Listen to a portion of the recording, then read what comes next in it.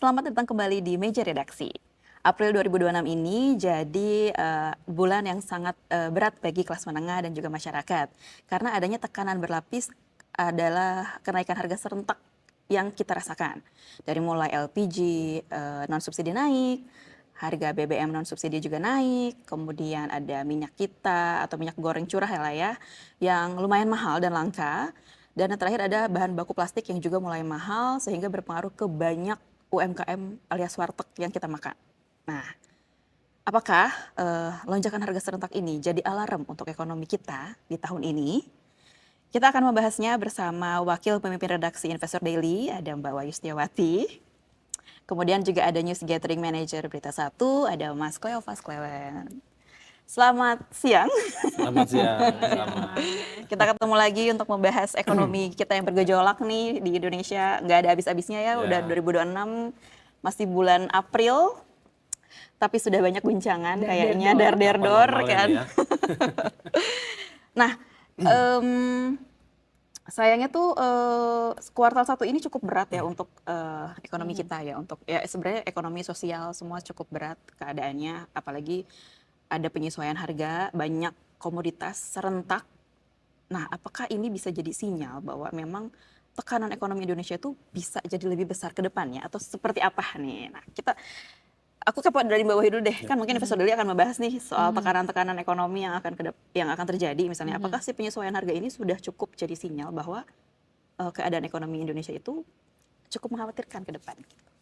Sebenarnya kalau kita mau bilang mengkhawatirkan kok bahasanya serem banget gitu ya. Namanya ekonomi kan pasti naik turun ya. Betul, pasti naik turun dengan segala macam dinamika, dan kita tahu bahwa 2 bulan terakhir ini dampak dari ketegangan geopolitik di Timur Tengah itu sampai sekarang masih belum mereda. Itu masih sangat tinggi gitu, dan dampaknya memang kemana-mana, nggak hanya ke Indonesia tetapi ke banyak negara. Beberapa hari yang lalu Pak Erlangga, Pak Menko Perekonomian, beliau sempat menyampaikan bahwa pemerintah itu sudah melakukan berbagai mitigasi dengan sejumlah langkah yang sudah dilakukan, nggak hanya pemerintah, melalui juga otoritas fiskal, melalui juga otoritas moneter itu semuanya punya jurus masing-masing sesuai dengan bidangnya. Kata Pak Erlangga, sebenarnya kalau kita mau bicara soal potensi resesi di Indonesia itu masih sangat kecil, hanya 5%. Jadi tidak seperti pandemi lah ya. Betul. Pasti ada potensi karena kita tahu dampaknya ke Indonesia mulai dari harga energi, dari harga plastik, kemudian juga turunannya merambat kemana-mana itu pasti ada. Tetapi kemarin kita juga kebetulan melakukan wawancara eksklusif juga dengan sejumlah narasumber. Kemarin ada Investor Daily Roundtable dengan Pak Erlangga Hartarto, kemudian juga kita ada The Forum, itu ada keynote speech dari Pak Doni Oskaria, kemudian ada diskusi panel sejumlah ekonom muda yang kita bahas seputar apa yang saat ini terjadi di ekonomi, baik ekonomi global maupun ekonomi Indonesia, dan ada sejumlah langkah juga yang kemarin disampaikan oleh Pak Erlangga. Salah satunya adalah LPG itu kan kita tahu naiknya lumayan. Timnya Bang Clay juga sudah banyak belusuan. Mulai dari misalnya agen LPG, karena kita tahu LPG itu yang non subsidi sudah naik, yang 5,5 dan 12 kilo. 19-18% naiknya. Betul. Terus kemudian BBM juga beberapa sudah disesuaikan. Nah, ada beberapa langkah yang diupayakan, semoga itu bisa meminimalisir dampak. Misalnya kata Pak Erlangga, bea masuk LPG yang khusus industri itu diturunkan dari 5% menjadi 0%. Oke, gratis dong itu ya? Betul, betul. Dan ini mungkin kalau orang-orang, itu kan untuk industri, tetapi jangan salah, ketika ini untuk industri, ini adalah cara untuk mencegah nanti misalnya industri yang ketergantungannya pada LPG tinggi, itu kan akan ada potensi mereka kenaikan production cost, dan ujungnya pilihannya apa? Menaikkan harga jual. Betul. Nah, itu akan semakin mencekik juga di tengah banyaknya kendala tantangan ekonomi saat ini. Jadi itu salah satu langkahnya. Kemudian kalau kita bicara soal plastik, itu juga ada kebijakan bea masuk untuk bahan baku plastik hilir itu akan dinolkan selama 6 bulan. Oke. Ditargetkan berlaku mulai bulan depan. Bulan Mei ya. Mei berarti ya. Jadi ini menjadi salah satu upaya juga agar harga plastik ini kan mungkin salah satu yang paling menekan pelaku usaha UMKM, kecil juga iya. ya. Banyak yang komplain dulunya harga berapa sekarang berapa. Nah ini semoga juga bisa menjadi salah satu cara untuk agak meringankan. Betul, betul, gitu. betul. Termasuk si minyak kita itu Iya. kenaikannya kan karena harga Betul. plastiknya yang Iya. mahal, betul Iya. gak Bang? Kan Jadi anak-anak ada kegiatan itu udah bilang, kenapa kenaikannya? Kita kan udah sering tuh di berita satu live untuk tanya pedagang plastik kenapa kenaikannya ada apa, kenapa harga minyak kita tuh naik? Ternyata katanya harga plastiknya ya, yang betul. Jadi apa naik. namanya? Karena kan harga itu kan ada komponen ini ya, Betul, komponen betul, biaya yang komponen lain harga ya. ya. Selain produksinya juga Betul, ada betul, komponen betul, betul. soal kemasan, terus juga distribusi yang Iya, lain-lain betul. ya kan. Nah ini juga artinya juga menyumbang kenaikan harga ya. Jadi banyak komponen yang membentuk ini harga. Dan tadi mungkin melanjutkan dari Mbak Wahyu, Mbak Ama juga ya, soal terkait dengan kekhawatiran apa Iya. namanya resesi ya. Ini mengkhawatirkan banget gimana gitu kan kondisinya seperti itu ya. Tapi kalau kita lihat dari secara ekonomi, secara apa data ya, artinya kan kalau resesi itu kan memang ada pertumbuhan Iya. domestik bruto ya, pertumbuhan ekonomi kita yang negatif selama 2 kuartal Dia 2 berturut-turut. sampai 3 Nah, kali itu. sementara kalau kita lihat data apa namanya kuartal terakhir di kuartal 4 2025 itu kan Masih sangat masih baik ya. positif masih tumbuh ya. Betul sih, betul, 5,3 betul. kalau nggak salah Iya, ya, betul, betul. 34 terus di sekarang di kalau nggak salah perhitungan nanti di apa kuartal pertama 2026 Juga yang mungkin akan 5 dirilis masih, nanti ya. Itu sekitar 5,5 ya. Betul, betul. Nah, proyeksinya seperti itu. Jadi artinya memang ada di situ kalau kita lihat data itu artinya itu membalikan kekhawatiran itu Oke, seharusnya ya. betul. Artinya memang ada harapan, ada optimisme kayak gitu disebut itu kan. Nah, namun memang kalau kita lihat secara makronya memang ekonomi kita ini sebenarnya secara permukaan sih stabil, cuman memang agak rapuh dikit lah gitu, gitu kan. Ada batuk-batuknya gitu kan. Nah, Wajar lah ya, lagi betul, agak flu gitu ada ya. flu-nya gitu. Nah ini kan harus ada apa namanya, ada ya harus Obatnya. ini udah harus ada apa antivirusnya atau Iya, itu apalah harus ya, ada ada obatnya obatnya. kan, ada terapi seperti apa gitu. Kalau ekonomi normal kan ya mesin ekonomi lancar gitu kan. Nah kalau resesi itu kan mesin melambat. Nah kalau kita lihat secara mesin pertumbuhan ini masih berjalan kan. Betul sih, Ya, betul, ada pergerakan hilirisasi, terus juga ekspor kita juga justru mendapat semacam apa namanya ada durian runtuh lah dikit lah ya karena memang ada persoalan apa kurs di situ ya. Iya, benar-benar. Rupiah kita melemah, dolar menguat ya karena kan Iya, basis nggak apa-apa. ekspor kan lebih ke ekspor dolar gitu kan. Jadi emang ekspor kita lumayan lah ya. lumayan agak- sebenarnya gitu. Jadi persoalannya di sini kekhawatiran ini ya masih wajar sih sebenarnya ya. Wajar, namun kalau kita konteksnya di tingkat real memang itu jadi menimbulkan ada efek psikologis lah. Betul. Ada persepsi buruk kayak seperti apa Iya. gitu. Ini gimana nih? Karena kan Betul. ini kan Karena terasanya langsung sama masyarakat. betul, dampaknya langsung ke real. Kalau masyarakat, kalau pemerintah mungkin bisa secara kebijakan ya bisa di ini lah tadi ada apa namanya ada impor biaya masuknya dinolkan ya kan ada stimulus segala macam. Tapi gimana dengan masyarakat yang Iya. langsung merasakan Apalagi kelas efeknya? menengah yang sebenarnya lolos dari kebijakan-kebijakan Betul, yang stimulus ya. nggak menerima ini kan, nggak terima terima subsidi insentif segala macam. Nah, apapun. itu yang sangat apa namanya yang kekhawatiran mungkin di kelas menengah sangat terasa. Kalau katakan yang bersubsidi lah masyarakat kayak LPG 3 kilo melon itu kan nggak ada subsidi, aman lah masyarakat ya. Terus juga apa namanya ya ada plastik ya, plastik kenaikan sekarang sudah ini ya, sudah mulai dinolkan ya. Artinya mungkin ada penyesuaian dan semoga ya. masyarakat juga kan sangat resilient ya di masyarakat bawah. Artinya kalau plastik naik ya udah jangan pakai plastik gitu kan kayak gitu. Walaupun ada ya upaya seperti misalnya bisa Pakai daun pisang. di Jogja atau di mana ya yang pakai daun masih ada substitusi ya. Nah itu terus persoalan lain kan ada kedelai gitu juga naik ya. Ini yang mungkin beberapa komoditas ini yang mungkin ya masih tergantung dengan apa impor ya. Yang mungkin harus ada adjust dari pemerintah ya. Artinya kalau secara apa pengaruh apa namanya ya emang ada dampak ya. Betul. Berarti ini bisa dibilang kayak penyesuaian harga aja Betul, sebenarnya. penyesuaian harga. Jadi mungkin bukan sekedar penyesuaian harga yang biasa juga ya kalau menurut saya. Karena memang di sini Karena kan globalnya juga memang sudah dampaknya memang sangat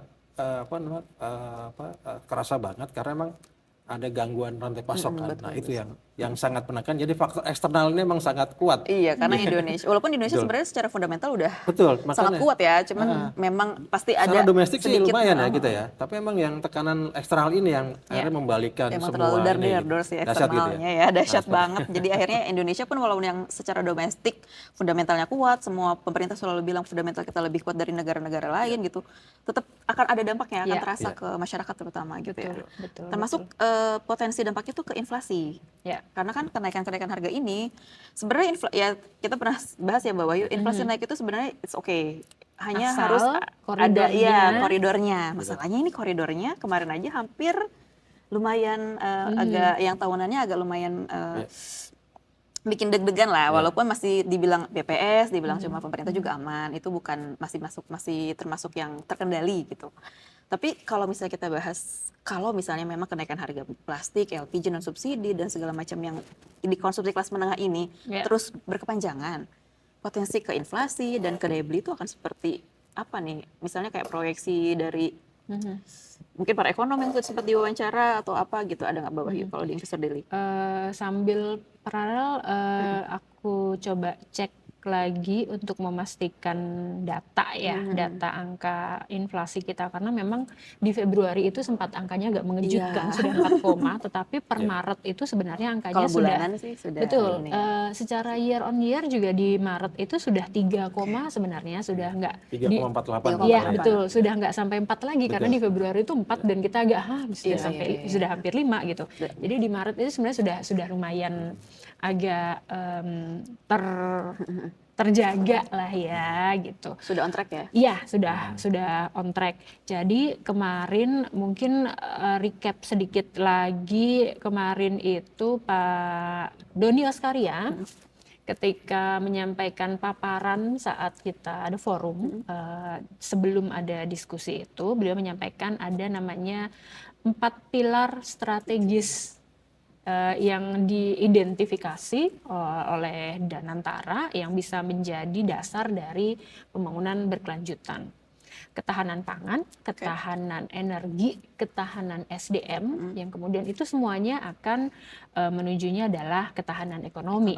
Ada beberapa hal yang menjadi poin ketika bicara ketahanan energi misalnya. Salah satunya adalah menghentikan ketergantungan negara pada energi impor. Ini juga sebenarnya sudah saya rasa semua orang sudah aware ya. Cuman memang prosesnya pasti tidak bisa instan, betul, karena proses pengembangan energi baru terbarukan juga kan tidak seperti kita menjentikan jari gitu selesai. Dan biayanya gitu. cukup mahal juga. Betul, investasinya sangat tinggi yang dibutuhkan. Pemerintah sedang untuk distribusi gas, pemerintah itu sedang memajukan upaya hilirisasi untuk gasifikasi batu bara menjadi DME untuk menggantikan LPG impor. Itu yang pertama. Kemudian untuk bahan bakar nabati kita tahu pengembangan biofuel itu kan coba diakselerasi lagi dengan target B50. Nggak hanya melalui biofuel yang saat ini sebagian besar memang dari sawit, sehingga kemudian harus berbagi juga dengan kebutuhan untuk produksi minyak goreng dan segala macam. Tapi juga kan ada produksi etanol dari jagung, dari tebu, dari ubi. Itu kan Indonesia sebagai negara yang ada di, kan katanya jamrut khatulistiwa ya gitu, dan harusnya bisa dimanfaatkan ya. Kalau dulu kata KUS plus, ketahuan generasinya, bukan bapak ibu saya.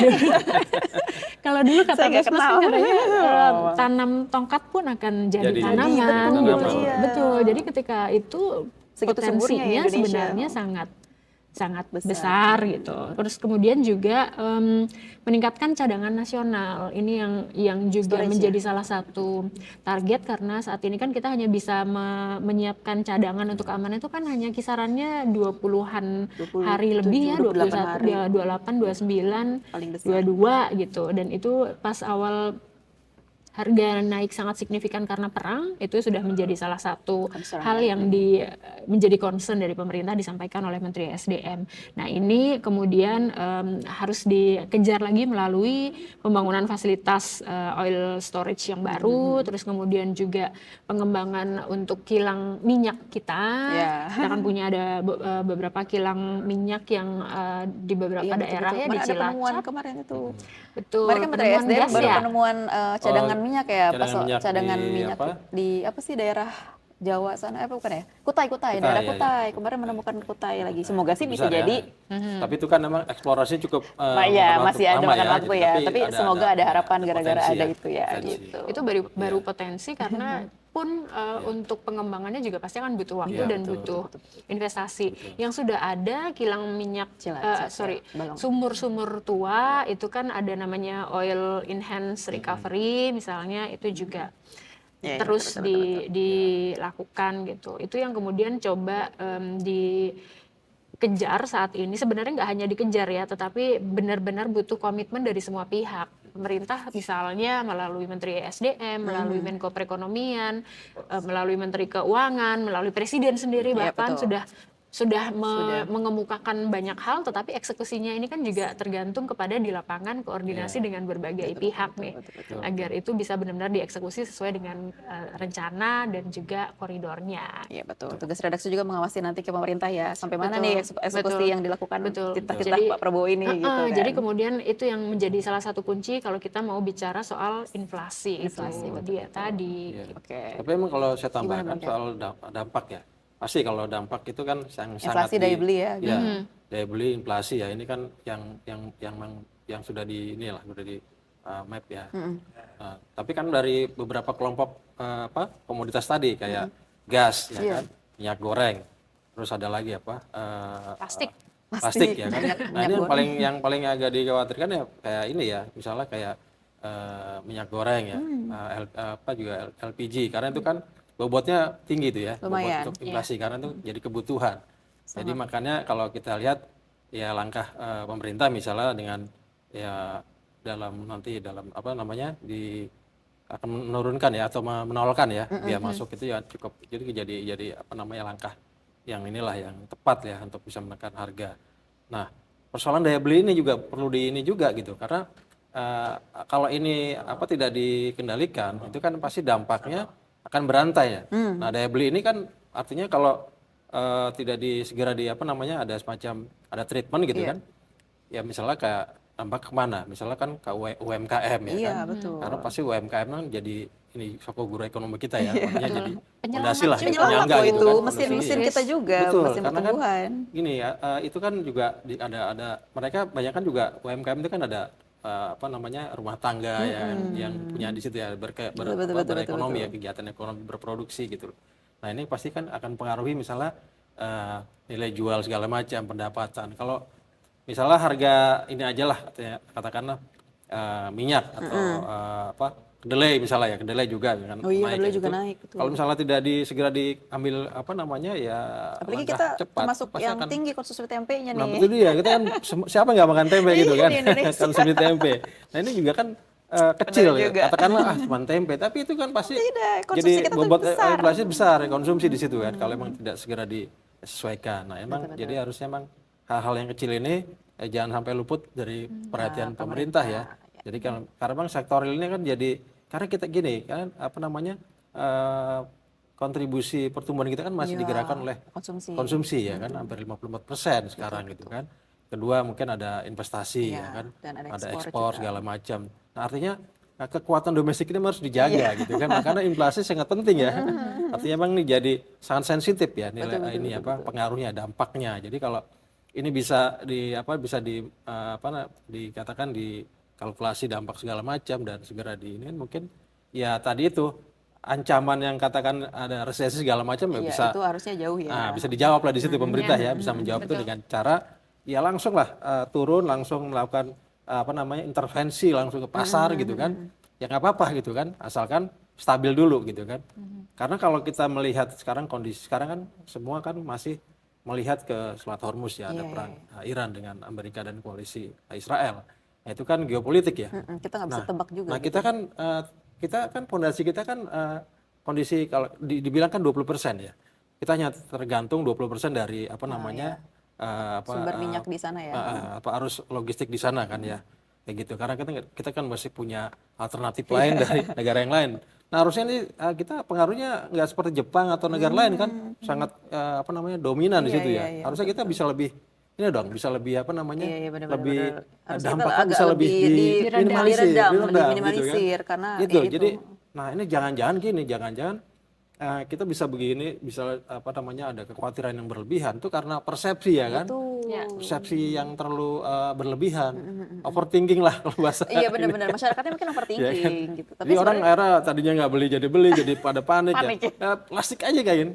Apa bukan coba logikanya kan plastik begitu orang menjadi ada macam panik buying ya. Nah, karena kita kan juga kalau semangatnya apa soal lingkungan ya, itu kan plastik kan juga harusnya kita hindari gitu kan. Jadi jangan panik juga karena plastik jadi mahal. Sebenarnya banyak hal yang bisa dilakukan juga oleh masyarakat gitu ya. Bisa disubstitusi. Nyambung dikit lagi, karena tadi Bang Clay juga mengingatkan, merimain bahwa konsumsi domestik itu kan soko guru dari pertumbuhan ekonomi Indonesia.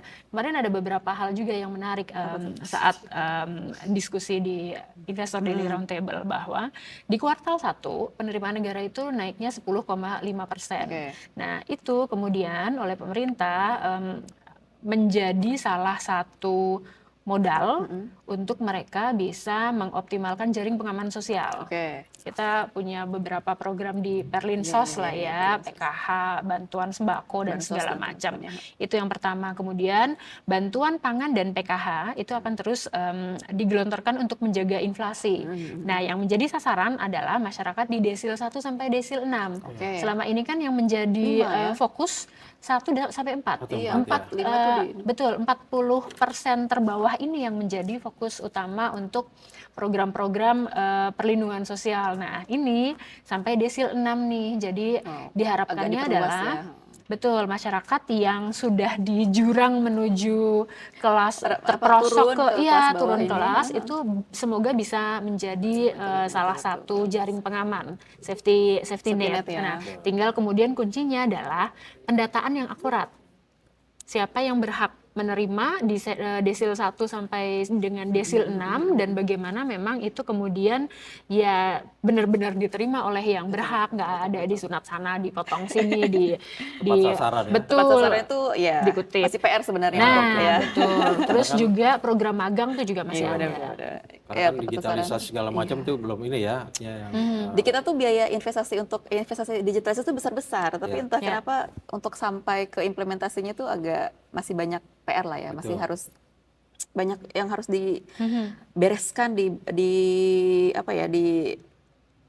aku bilangnya masih banyak yang adjust gitu kalau misalnya untuk menurunkan si biaya investasi untuk digitalisasi ini. Nah, yang menariknya lagi ini ada potensi ketika harga LPG dan subsidi naik tinggi, ada kemungkinan masyarakat ini akan migrasi ke kelas yang subsidi.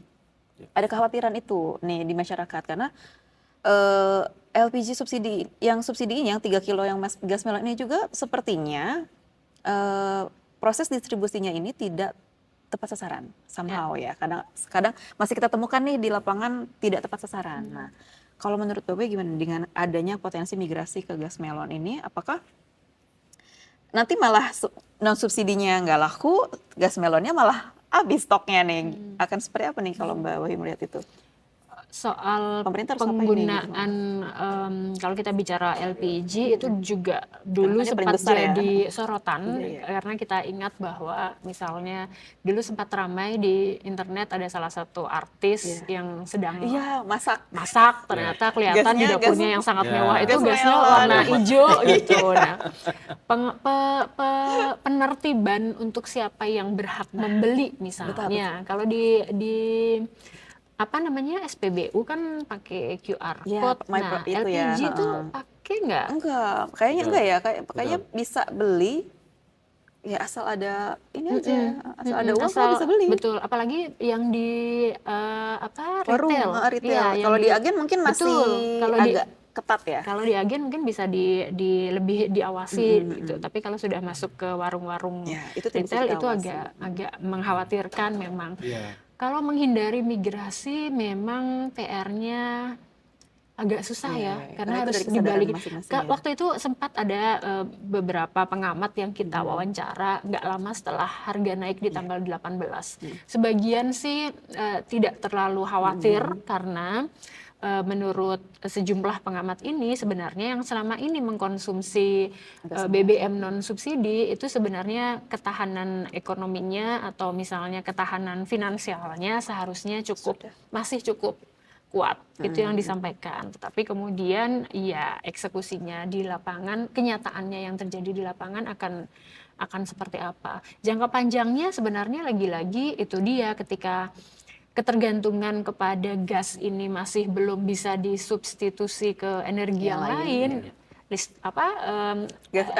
Kompor listriknya kan Belum ada. masih menjadi PR tuh, baik dari harganya yang cukup mahal, kemudian juga ketika berpindah ke kompor listrik otomatis alat perabotan masaknya juga harus ganti karena tidak semua bisa digunakan Belum dayanya harus juga besi harus gitu ganti. kan, betul. Dayanya juga harus dinaikkan, kemudian nanti ketika naik daya listrik abonemennya juga pasti akan naik. Agak Nah, efek itu Ya, yang multiplier ya efeknya. Kalau Abang, kalau kita lihat soal migrasi ya, ini kalau gini ya, maksudnya yang LPG 3 kg melon itu kan semua sudah ditentukan distribusinya, harusnya. kuotanya, semuanya gitu kan. Memang kalau sejauh itu tidak ada nggak ada lonjakan, tidak ada over demand gitu kan, ada kenaikan, ya artinya memang biasa aja ya. Tapi memang kalau dari sisi permintaan dari pasar misalnya ya, itu tiba-tiba beralih, itu kan ada kondisi tertentu ya yang membuat mereka beralih karena memang ada kenaikan segala macam. Nah di sini mungkin akan terjadi tadi itu ya, semacam pasokan yang tiba-tiba melonjak ya, yang akhirnya ikut naik juga harga. Nah ini yang tadinya terjadi tidak migrasi harusnya tidak gitu naik, kan. betul. Nah ini mungkin bebannya juga nanti akan ya ke inflasi segala macam ya kan. Yang tadinya cuma kelas menengah aja sekarang semuanya, semua kalangan akan merasakan Resikonya kenaikan. kelangkaan gitu Iya, kan. betul. Nah kalau kita lihat pernah kan kondisi gini kan waktu antrian panjang ya kan LPG. Kelangkaan di daerah-daerah terutama Daerah-daerah. ya. Itu karena apa? Itu karena ya kan tadi itu karena Karena kelompok distribusinya tidak ya lancar. kelas menengah katakan yang selama ini menggunakan LPG segala yang non subsidi itu ada kenaikan dan ada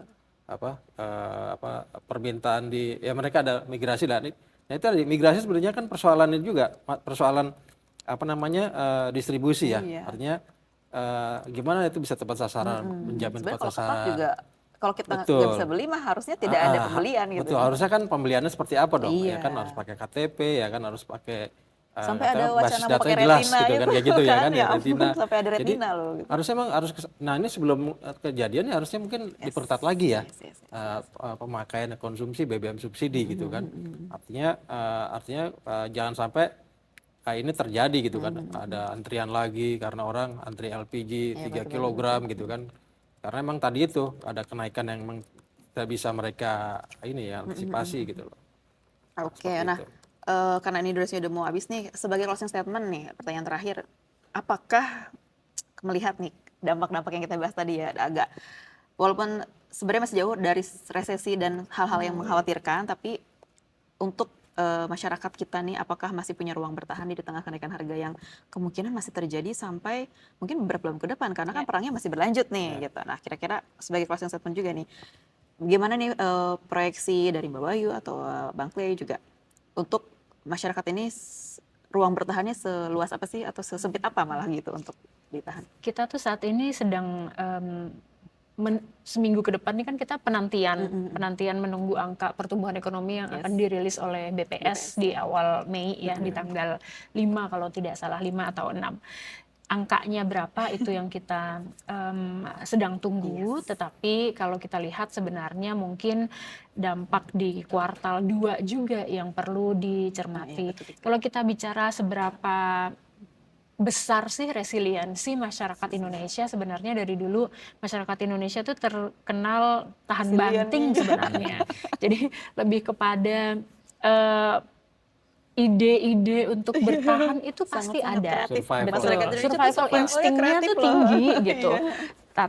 Tapi ya tidak boleh terus kemudian bukan berarti toh pasti ya. akan survive, enggak gitu. Jadi bareng-bareng antara kebijakan, kemudian dari masyarakat juga kreativitas dan cara untuk kemudian hidupnya saat ya. ini. Kalau kemarin kan minggu lalu Pak Purbaya sempat bilang negara tuh masuk dalam tanda mode. kutip survival mode loh. Nah, dalam kondisi seperti ini kalau memang semuanya masuk di mode bertahan, otomatis semua juga harus standby dalam posisi itu Survival mode, gitu. betul, Ayo betul, survive. Oke, mungkin akan banyak yang bilang juga bahwa emang kapan kita tidak fight gitu. Semua kita tahu masyarakat Indonesia tuh semuanya sudah setiap Survival. hari itu kayaknya banting tulang, Iya. Setiap hari kepala tuh jadi survival mode kaki, padahal, betul. sebelum di-mention Pak Purbaya. Betul.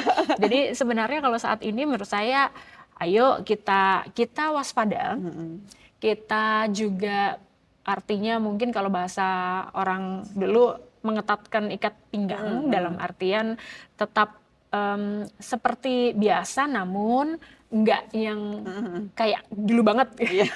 Maksud ngerti kan ya Nggak dulu banget. maksudnya? Betul. Jadi ada beberapa hal yang prioritasnya seperti apa. Kalau misal pemerintah refocusing anggaran, nah mungkin di masyarakat juga kita perlu dompet ya. melihat juga mana belanja yang saat ini menjadi prioritas, mana yang kemudian kita Ya, tahan hanya dulu, keinginan kita aja tunggu gitu ya. dulu, Baik. gitu. Ya, kalau menurut saya sih Gimana, mungkin Pak? ya iya benar ya. Jadi terutama kelompok rumah tangga ya itu apakah masih bisa bertahan? Gimana daya kelenturan pasti mereka tetap ya. Tapi dengan penyesuaian yang sangat keras ya. Tuh, Kondisi seperti ini ya. penyesuaiannya sangat banyak Ya, kayaknya. sangat banyak penyesuaian pasti ibu rumah tangga paham tuh ya. Karena kan harus ada segala macam lah, terutama kenaikan harga segala macam. Belum lagi transportasi segala macam ya itu kan Iya, betul. komoditas yang paling cukup tinggi juga bobotnya ya terhadap transportasi. pengeluaran gitu ya.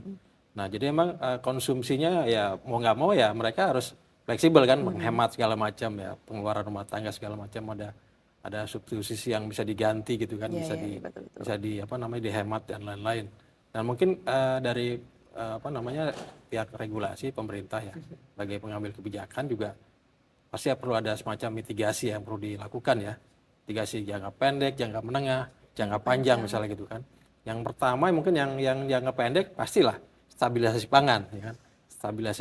Stabilisasi harga pangan, harga segala macam lah ya, transportasi segala macam. Terus juga mungkin BLT ya perlu dinilai gitu kan jadi bantalan juga buat apa namanya masyarakat miskin ya. Jangka pendeknya mungkin jangka menengahnya mungkin lebih ke apa namanya penguatan apalah ya misalnya perbaikan subsidi berbasis data segala macam gitu ya. Perbaikan di tengah-tengah itu ya. Terus yang jangka menengah panjang mungkin lebih ke tadi itu yang kita bicarakan Perbaikan struktural sih perbaikan struktur sepertinya. infrastruktur ya kan energi ya kan itu Yang lebih energi luas kita ya. kita perbaiki kita mungkin lebih modifikasi inovasi misalnya kemarin pertemuan kunjungan apa namanya presiden ke Rusia misalnya kan ada selain pembelian BBM Energi juga kan juga. ada kerjasama mungkin ke depan agar pembangkit nuklir Oh, segala iya. macam ya kan. Itu kan inovasi ya walaupun memang perlu ada apa pembahasan lebih lanjut tapi paling setidaknya bauran apa energi kita makin banyak kan Iya, betul. nggak hanya yang apa namanya geothermal energi surya air tapi juga kita bisa menuju ke energi nuklir yang mungkin lebih apa efisien ya bisa lebih jadi, maksimal ya Lebih efisien kan nuklir ya? Lebih bersih, Lebih bersih sebenarnya. bersih, Betul. betul. Dan kalau Jadi- kita lihat kan kemarin yang waktu mudik salah satu pemret kita kan mudik pakai mobil listrik dan Mobil itu listrik, juga ya. konsumsinya Berpengaruh ya. lebih Semoga sih, rendah betul, daripada BBM. Lanjut Bang Clay, monggo. ya gitu Pak. Oke, udah dikit aja mungkin salah satu juga yang saat ini kita harus waspadai. Kalau kita bicara soal harga energi, kenaikannya lumayan nih hari ini. Gara-garanya kan semalam muncul tuh kabar breaking news. Uni Emirat Arab memutuskan keluar dari OPEC. Jadi ini kemudian pasti akan Tapi ini nggak sih Pak, dampak. menurut Bapak Yu kayak belum tentu negatif, bisa jadi positif juga. Betul. Qatar kan juga melakukan hal yang sama ya. Tahun 2019 Qatar juga keluar dari OPEC. Mungkin sebenarnya lebih kepada kemudian misalnya saat ini OPEC itu kan punya kesepakatan Standar, ya. setiap hari itu boleh produksinya sekian juta 1, Juta juta barel. barel per hari. Sementara sebenarnya kapasitas produksi dari negara-negaranya itu sebenarnya Bisa lebih dari itu. betul, jauh lebih tinggi. Nah, ketika keluar kan mereka tidak perlu lagi untuk Mengikuti, obeying iya. si ketentuan. Nah, ini bisa Harusnya kemudian bisa menyeimbangkan harga betul, dong. harganya kemudian dalam tanda kutip tidak dibentuk lagi oleh OPEC, tapi bisa lebih Mekanisme pasar aja betul. ya, mekanisme Apakah ini pasar akan aja. memperkuat atau memperlemah gitu kan? Ya, nanti kita lihat OPEC sendiri nih, gitu kan? gitu, Nah, betul, karena betul. mungkin bisa jadi nanti pasokan minyak dunia malah berlimpah, harga makin turun atau Betul, makin betul. sebaliknya gitu. Kalau harga melimpah pasti harusnya Harganya, turun ya, iya. karena ketika harga naik kan OPEC sebenarnya mempertimbangkan untuk kesepakatan menaikkan produksi Produksi misalnya kemarin. 260 Juta ribu barel per hari atau 500 ribu Sebelum barel Uni per Emirat hari keluar gitu ya. sebelum Uni Emirat Arab keluar. Nah sekarang kalau misalnya Uni Emirat Arab tuh punya 4 juta barel Iya. sehari, sekarang hanya boleh produksi 1,5 misalnya atau 1,6 misalnya. Nah kan banyak yang mereka tuh nggak bisa jual, Iya, tidak akhirnya terserap pun. kalau mereka sudah keluar ya mereka bisa jual semuanya, pasokan akan melimpah. Harusnya ya. Kita lihat nanti. Kita lihat nanti hasilnya. Kita lihat. Gimana Oke. pengaruhnya. Setelah 1 Mei ya. Iya, tanggal 1 Mei setelah keluar. Oke, kita bisa simpulin ya dengan harga melonjak. Ya energi memang kemana-mana dampaknya ya Dan gitu. mudah-mudahan Selat Hormuz segera dibuka Iya. gitu kan. Susah ya dengan Bapak Donald Trump itu agak susah diprediksi. Persoalannya Bang. kapan gitu ya.